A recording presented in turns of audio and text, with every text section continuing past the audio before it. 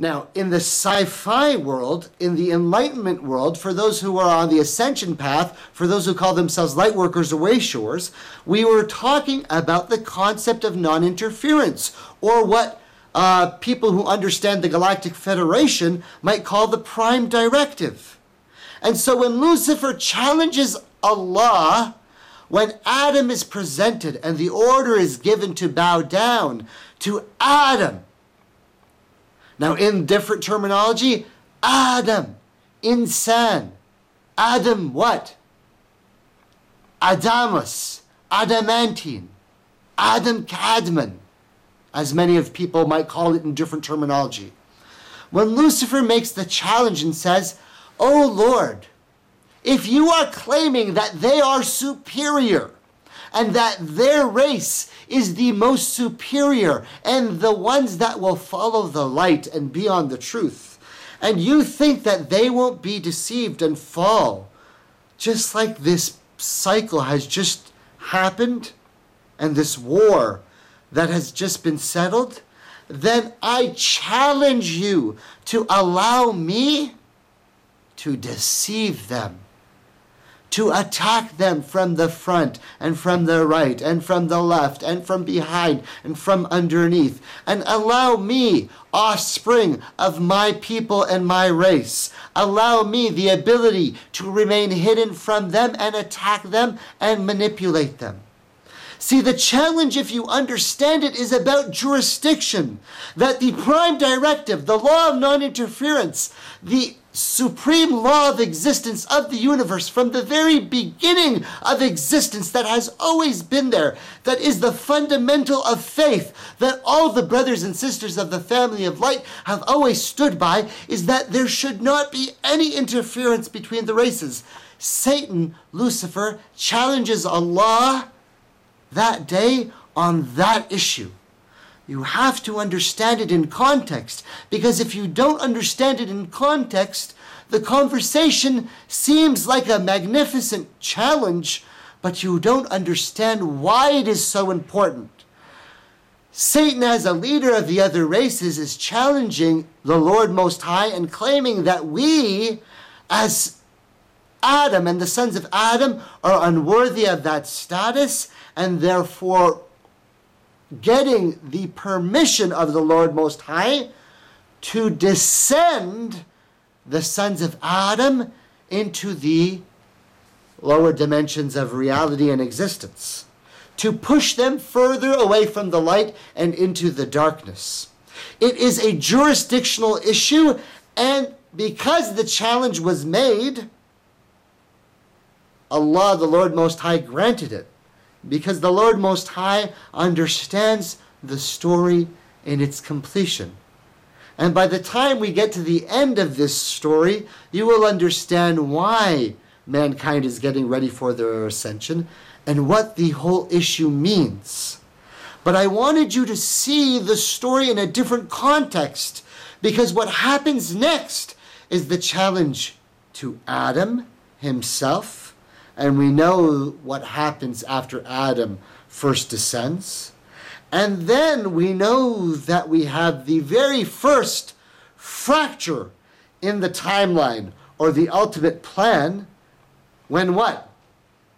All of the sons of Adam have been destined to have their own soulmates, their own partners, and those upon the Enlightenment path are starting to talk about this concept. And so when Satan attacks Cain and deceives Cain into jealousy over who is to be the actual marriage partner and bearer of the following descendants of the sons of Adam, it creates a rift from all the lineage of Abel. All of the descendants of Abel no longer arrive upon this earth. And so we see that dramatic changes start to occur. And because the Prime Directive, or the law of non-interference, has in essence been abrogated, many of the races in the higher realms are in a dilemma about how to act with the sons of Adam. Some are remaining away, believing that they should not interfere at all. Some follow Lucifer or Satan into a new party against Adam, as this new race, other than the 12, is depicted as a 13th race that will eventually ascend and destroy and wipe out and rule over all of the others. A propaganda whisper campaign is created, and the sons of Adam begin their descent lower and lower, further into the dimensions of darkness, into the abyss, so much so that we get to a strange situation that somehow in our story, as all civilizations grow, and we talk about this process of ascension, that planets and worlds go through these natural occurrences as their civilizations grow and expand and grow through pain and conquest, and sometimes militarily lacking, with ideas of lack and trouble and strife and fear, and then growing into abundance and spiritual awareness and unity, and then possibly achieving the ability to grow technologically or spiritually, to ascend either with technological advancement or spiritual enlightenment, as we know that many different societies evolve in different fashions throughout the universe.